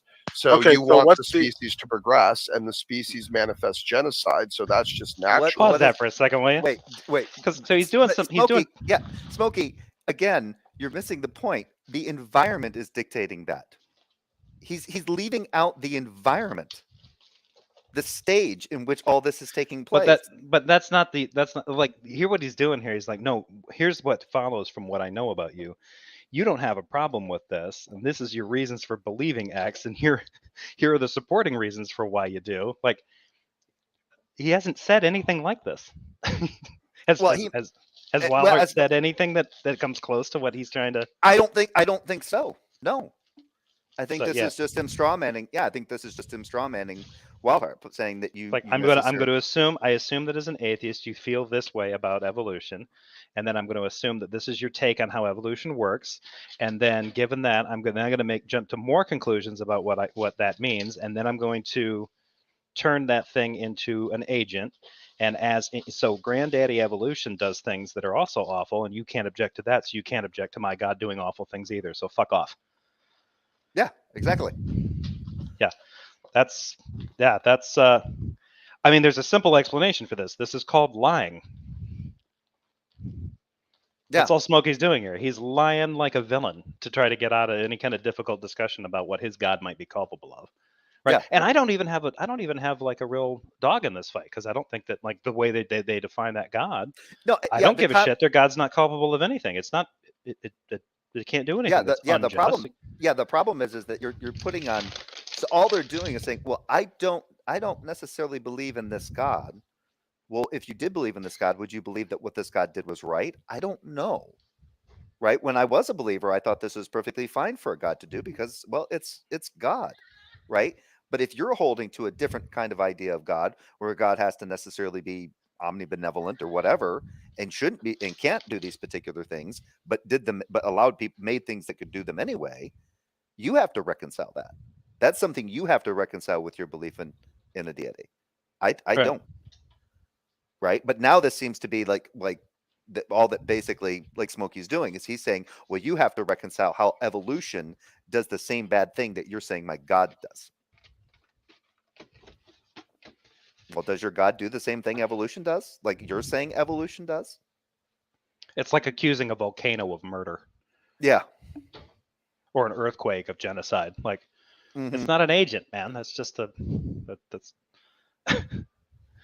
Let's get back into what was that question that I asked? What was that question that I asked Jill a while back in that comment section? Why are you so stupid? When I asked Jill, I said, we hear Jill gripe a lot about destruction caused property damage caused by some at BLM protests. I wonder when he'll start griping about the damage his God did in Kentucky. Right. Yeah, I know that he did not take kindly to that. No, he did not. Your characterization of God. Yeah. Which is fine. He's entitled to his opinion. So you should. There's no. Yeah, but this is basically the same thing, right? They're engaging in the same thing that my question, and that's why I wrote the question that way. Right? You're griping about my God, but you're not griping about evolution, so you're a hypocrite. You shouldn't be griping about what my God does because your evolution does the same thing. Oh, I see what you're doing. Yeah. Like, oh, well, yeah, you didn't gripe about your God wiping out that huge section of Central America, the central part of the United States, but yeah, it's the same. It's the same. Well, what about? Yeah, and it's fine to see if you can have a conversation where you kind of address. This is a slightly different. It's a slightly different take, though, right? Because they're basically saying, well, you can't criticize my God for its actions, which is odd. Because you're fine with the actions of evolution. Because your evolution is a demonstrable menace, and here's proof. Like, dude, what? Like, it's not even an agent. It's not a person. It doesn't have a personality. It doesn't act that way. Like, yeah, it's like, I'm sorry that you're too stupid to understand what evolution is. If you think it's a monster hiding under everyone's beds, ready to strike and render whole species extinct, like the monstrous force it is. Yeah. Evolution right now is actually having a mini meeting when they're going to actually release the Margaret Sanger 2.0. Fuck. No moral claim to make. You have no moral footing. So you have no moral claim to make. Committed genocide. Just so. Yes. So because natural mechanism. Non-agent committed genocide. Walhart. So you don't have any. So basically, what Smokey is saying, what he just demonstrated, is that you really don't have any grounding for calling what God is doing immoral when you actually hold to the I'm not same sure I know idea like left and right. through philosophical naturalism. But so Pause that a what second. is So that's the conclusion. Well, what Smokey's doing there? I'm like, no, you don't have any grounding. Yeah, Smoke. And how did Smokey get there? He had to turn evolution into the devil. Jill is a complete nincompoop if he thinks that this is convincing in any way. Like, well, he's showing that you don't have any grounding. That's not actually what he's showing. He would have grounding to make moral claims. He would just be inconsistent in how he was grounding them. That would be the entailment for Wildheart, right? Oh yeah, sure. Evolution is an agent and it does do genocide, right? And he'd have to find some way to not be inconsistent about that when he's evaluating the claims about Yahweh and saying it's wrong that God engages in genocide, or in the case of the Old Testament, orders the ancient Israelites to do it. So, but no, instead he's like, well, you just don't have any grounding. No, he does have grounding. By Smokey's standard, he has grounding for it. He just doesn't have. He wouldn't have a reason to say that, you know, and he could come up with it. Well, evolution has a better. Genocide's not. You could take from what Smokey's saying. Well, there's nothing wrong with genocide. However, that doesn't follow that there isn't something wrong with God engaging in genocide. Evolution can do it. Evolution gets genocide right, but the God of the Bible doesn't. How's Smokey going to argue out of that? Oh yeah. Yep. See, anyone can employ a monstrous counter argument.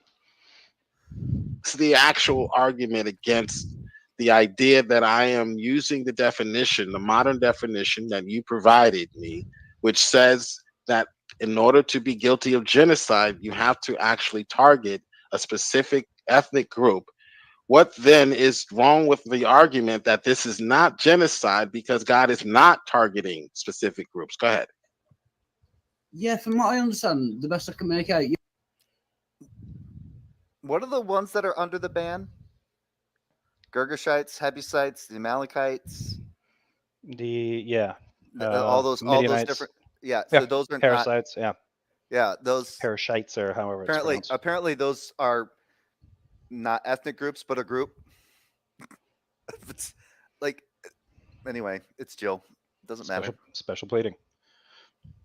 Your argument is he didn't kill one specific group; he killed more, so that makes it less genocide. I don't know. Killing no, that's not my argument. My argument is it's not genocide because it's not killing people from a particular Wild, you're being nation a or dumblet. ethnic group. You're being. It's Semite on Semite, I think, is what Jill's trying to argue. That what's happening in the Bible is not because it's Semite on Semite. Or actually, he may not be arguing that. He may just be arguing that God's utilizing a particular group of Semites to eliminate another group of Semites that are not in comport with God's, that God just wants eliminated, right? Is that what he's saying? So it's not necessarily, maybe it's not necessarily genocide because it's, how does genocide need to be committed? Does it need to be committed by one group against another group? Because in this case, it's just God saying, hey, you as a particular group need to go kill that particular group, all of that particular group. Well, and this is kind of weird too. So like let's say that you did this as some kind of, let's say that this is a population of people, like, say, I mean, you could do parallels. I think the Lakota had this in their past, right? The Lakota had, I don't know if they were successful, but they went on they went to war with another tribe or multiple tribes and ended up basically they reached a conclusion. I don't know if it was the entire tribe or just one tribe, but it wouldn't matter. You could use the example, a hypothetical example of, say, either feuding families or something like that, right?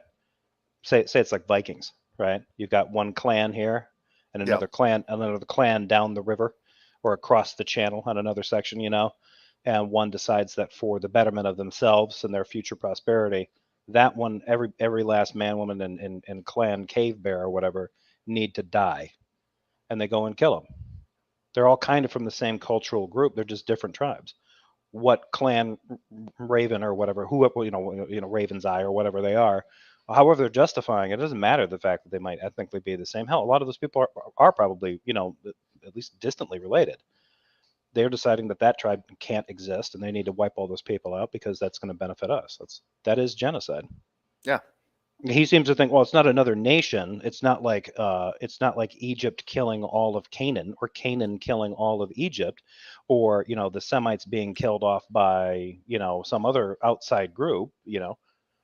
Like this is a really sad parsing of the definition of that. Like there's enough of a difference for him to understand that they're clearly there's enough of a difference between their cultures and fundamentally, whether they're city states or tribes. There's enough of a difference for the God of the Old Testament to condemn Jews, ancient Israelites, for engaging in any of their cultural practices, and then goes a step further. It's like, what the best thing for you to do would be? Kill them all. But according to Jill, this is not genocide. Like, they're different, but they're not so different that it counts as genocide. It just counts as mass murder. Yeah. God didn't order genocide. It's just slaughter. And Yeah. you can't spell slaughter without laughter. I mean, am I right? He's a good and gracious God, filled with love, brimming with mercy. Oh, shit. Being a dumblet. The target was you're being a dumblet. Let me tell you why you're being a dumblet. Because God. You're being a dumblet. Why are you being a dumblet, Wildheart? I didn't know if that impersonation would come out better if I pinched my nose a little bit, but I don't think it did. I don't think there's any way to. I mean, I'm not going to imitate his laugh because it scares my dog. Seriously, it bothers the shit out of the dog. His laugh, or your imitation of his laugh? My imitation of his laugh. Well, to give you an idea, if I turn on a Darth Dawkins, like one of your videos, and she's fine with it, right? Like I've woken up in the morning, like 8:30 or 9 in the morning, and I'm laying there in bed, and I see that you did something, or maybe I was just watch a little bit of your stream from the day before because I didn't catch it all, and I start listening to it, and Maddie is fine. She'll lay right there on the bed next to me, no problem. The minute you start playing the video and she hears Darth Dawkins' voice, she leaves. She walks right out of the room.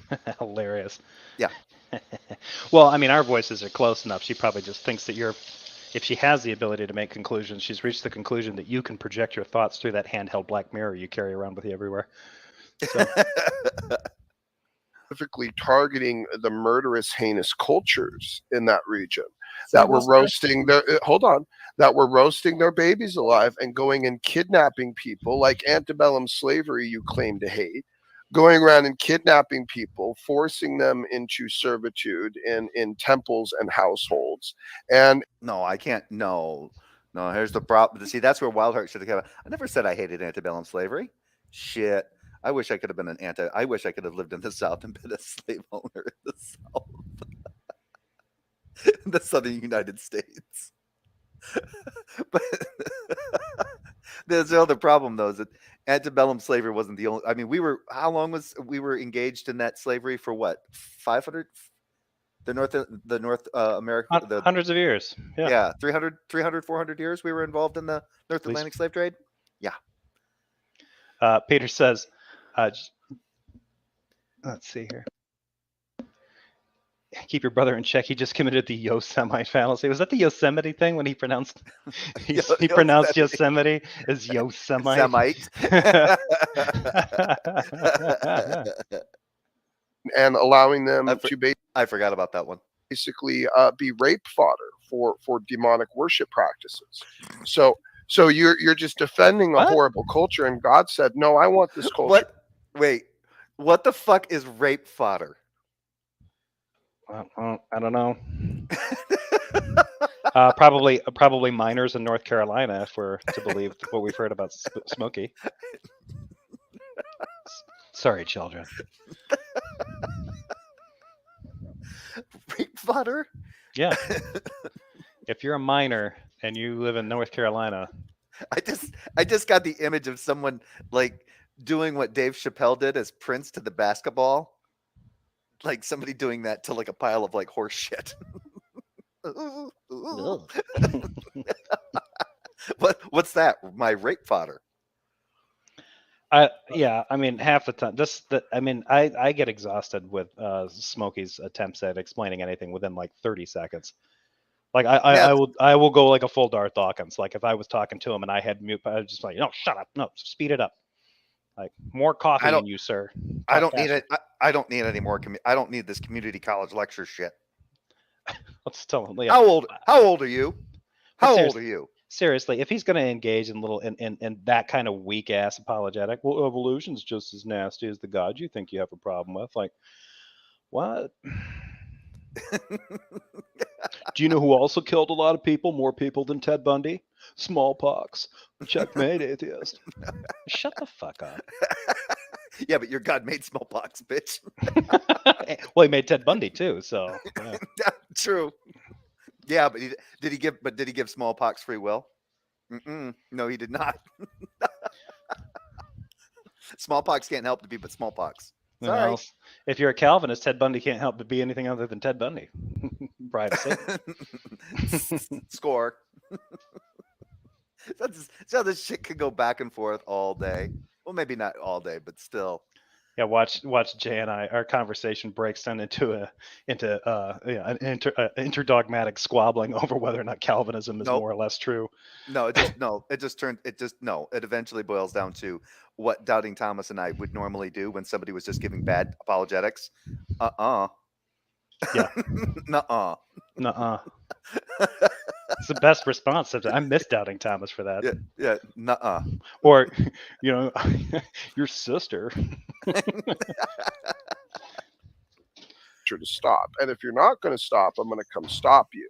And their big middle finger to tiny God, people. like you, the dumb white liberal, would do. And so, yeah, eventually God's going to come and bring justice. Praise, glory be to him forever. And the reason why it's Pause not that. genocide is because he does the same. Hey, Jay, give that a pause. Yep. Calling someone who lives in the UK a liberal means something very different than calling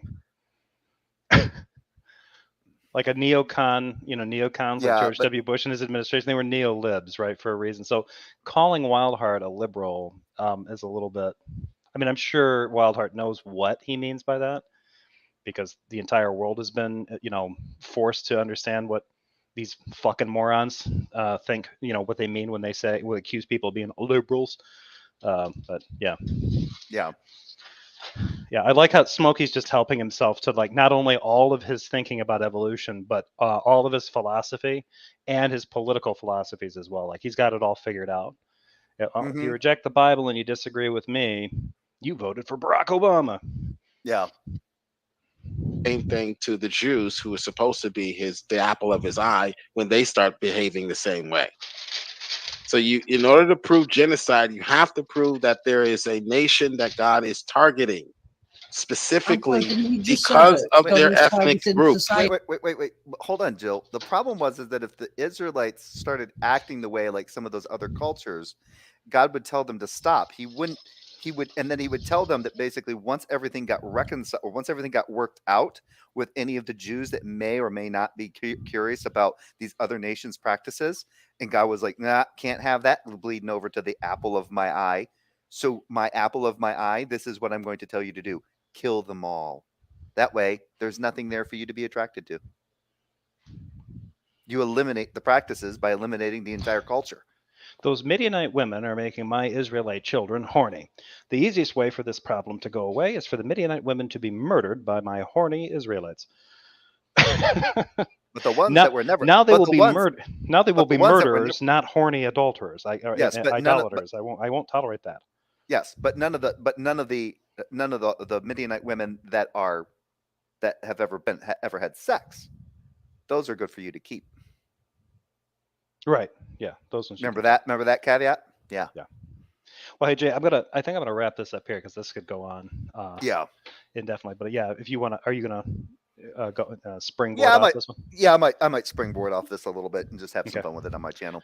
Yeah, I've been on for about 2 hours, so I'm gonna wrap this one up. But yeah. And I want to kind of get back to getting a few other things accomplished here. So this was a nice break for a Sunday.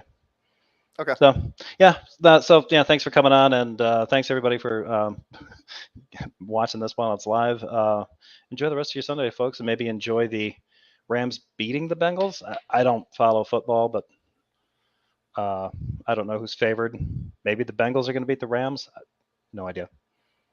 Is So. it still playing? Is it even still playing? No, I don't think it is. I don't know Oh. when it actually goes. Usually it's in prime time, isn't it? No, they said 12 p.m. Eastern Standard Time. Or maybe that was for the pregame shows. Maybe that was for pregame. I don't know. Anyway. It's saying 6:30 p.m. Oh, okay. in Eastern time. So. Yeah. Oh, okay. That must have been for a what I saw on the on the ticker must have been for a pre-show. They do tons of pre-show stuff. Yeah. So yeah. Okay.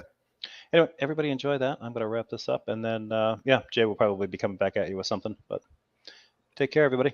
More rotten fruit. Yeah. Not low-hanging fruit. I don't go after low-hanging fruit, people. I go after that shit that's on the ground. Kick around that crap that's all soggy and nasty on the ground. All right. See you later, everybody. Take care.